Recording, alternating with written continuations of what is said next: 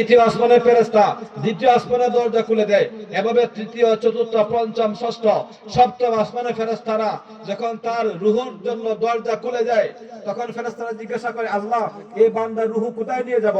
আল্লাহ পাক রব্বুল আলামিন বলেন, এই বান্দার প্রতি আমি সন্তুষ্ট, তার রূহটাকে তোমরা জান্নাতের একটা অংশ ইল্লিনের মধ্যে নিয়ে যাও। সুবহানাল্লাহ।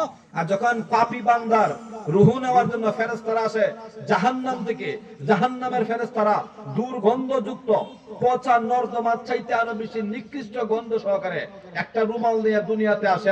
আয়সা পরে যে মানুষটা সাকরাতের মধ্যে পড়ে থাকে, স্বাভাবিক অবস্থায় থাকে, তাকে বলেন, হে আল্লাহর বান্দা, তোর উপরে আল্লাহর লানত, সমস্ত সৃষ্টিগুলো লানত, আমরা ফেরেশতাদের লানত, আমরা তোমার কাছে এসেছি, খুশি হয়ে এসে যাই, আল্লাহ পাক রব্বুল আলামিনের হুকুম রক্ষা করার জন্য তোমার কাছে এসেছি।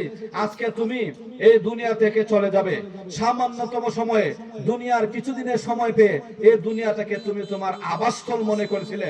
মূলত কি, কুল্লু মান আলাইহা ফান ওয়া ইয়াবকা ওয়াজহু রাব্বিকা যুল জালালি ওয়াল ইকরাম।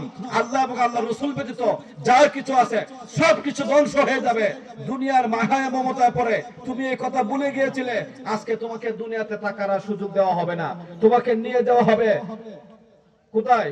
আল্লাহ পাক রব্বুল আলামিনের সবচেয়ে আযাব, ওয়ালাহুম আযাবুন আযীম, যে জায়গার মধ্যে কি এখান থেকে আর বার হতে তারা পারবে না। তোমাকে আল্লাহ তাআলার আযাবের সম্মুখীন হতে হবে। এর আগে তোমাকে আল্লাহ তাআলার বিচারের আগে তোমাকে কয়বার পাড়ি দিতে হবে?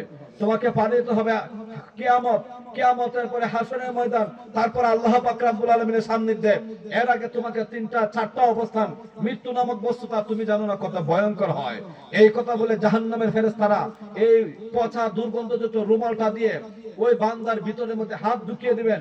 আল্লাহ রাসূল বলছেন, হযরত আজরাইল আলাইহিস সালামের রূপ যদি পৃথিবীর কোনো মানুষ দেখতো কিংবা দেখার চেষ্টা করতে পারতো বা কোনোদিন দেখতে পাইতো, তাহলে জাহান্নাম